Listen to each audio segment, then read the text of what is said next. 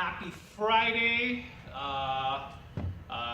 First off, I want to thank you for watching this video. I'll probably only get like one viewer, which is you, Dr. DePole.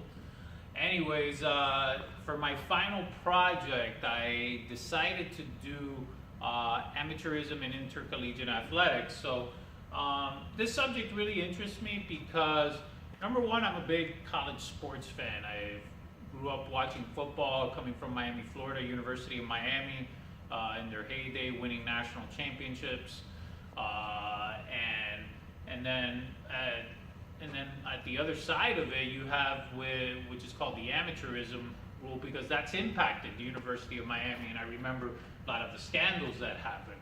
So as I started thinking about it, I said, well, what is the history? Because this project, what is the history of amateurism? Where are we in the present? Where are we going in the future? So this really interested me from that standpoint. Now, to get started here, the history of amateurism. First, it started in Great Britain back in the 19th century. Now, amateurism isn't back then in the 19th century wasn't what the NCAA classifies it as today, which I'll talk about later.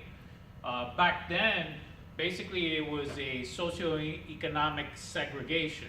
So basically, the upper class of Great Britain, they played sports, but they didn't allow people from the lower class or the working class to play sports with them. So that was what was considered amateurism at that time.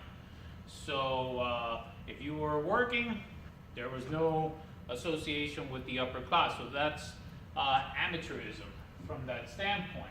So, and that impacted many sports. For example, like rowing, as an example, that was a sport that was impacted by that. Lower class couldn't compete with the upper class from there. But cricket actually allowed it from the standpoint. However, even though upper and lower class played against each other in sports, but they weren't allowed to fraternize after the game. What I mean by that is they weren't after the game, they weren't able to go out, hang out together, go have a beer, go have dinner. So they weren't able to do that back in the 19th century. So there was definitely a line of socioeconomic status, the haves and the have-nots.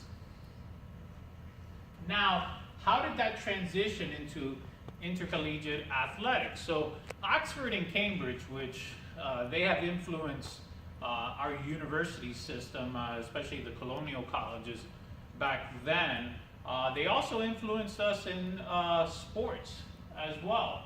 So they started playing many sports, but the thing was, they had amateurism, but if you went to Oxford and Cambridge, you were pretty much upper class. You were, your family was well off.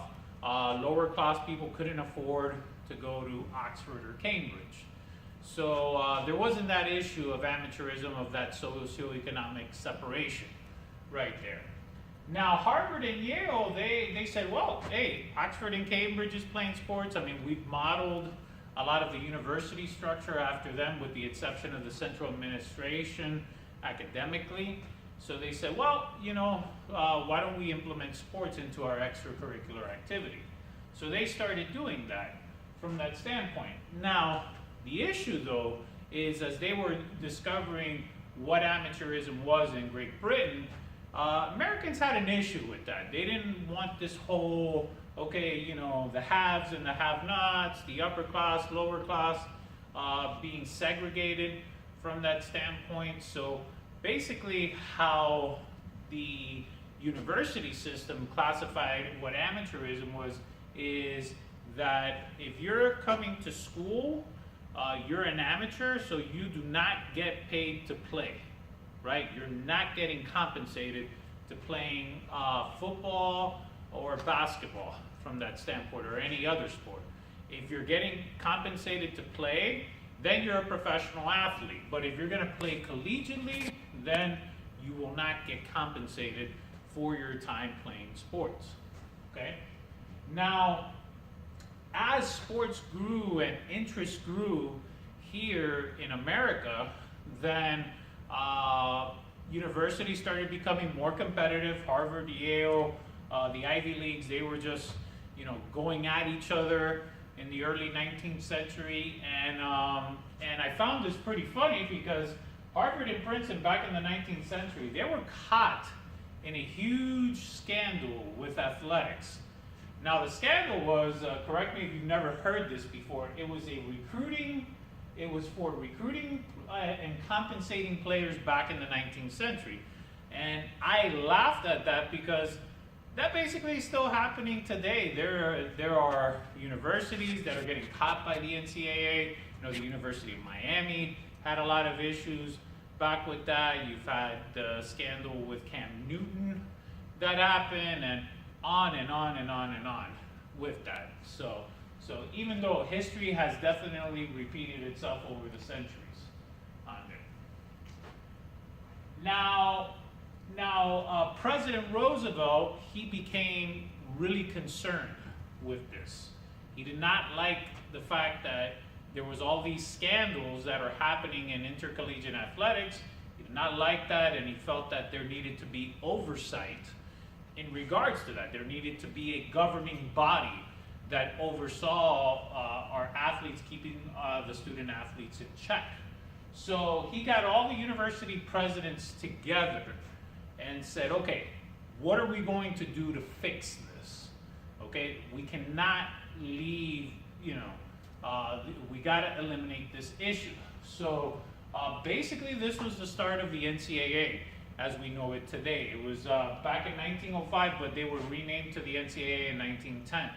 So now the purpose of the NCAA when they created it was that they were not, they were going to be the governing body. They were going to enforce rules, and at the same time they were going to make sure that each university adhered to the amateurism rule of players are not getting paid to play, along with no commercialization in intercollegiate athletics. Okay, the Carnegie Foundation, as we know, is very reputable, and they came out with a report back in 1929. Now, the report basically stated that it was imperative, it was super important that each university diminish commercialization in sports in order to enhance integrity. So that's what was the Carnegie Foundation's belief back then. They felt that even back in 1929, if commercialization entered intercollegiate athletics, the integrity of each institution was going to get compromised by it. Now President Byers, he became president in the 50s, and he basically created an enforcement department. So in the enforcement department, their role was to make sure each university was adhering to the rules here. So, and at the same time, he negotiated the first television contract for the NCAA. Now, again, Carnegie Foundation comes out with, and I dropped my water here. The Carnegie Foundation comes out, I guess my water doesn't want to stay up, but, so the Carnegie Foundation, they come out with their report, and they say, well, we need to diminish commercialization, right? We can't have that. It's going to ruin the integrity of the game, integrity of our universities. But Walter Byers said he wasn't doing the television contract for commercialization. He was doing the television contract mostly so he was able to fund the enforcement department. So because the NCAA lacked funds at that time and they needed this fund. So those funds were basically helping out in order to make sure that universities were adhering to the policies.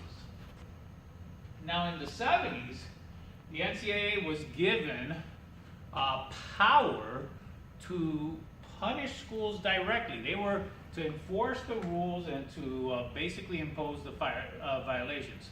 And now I'm going to speak in part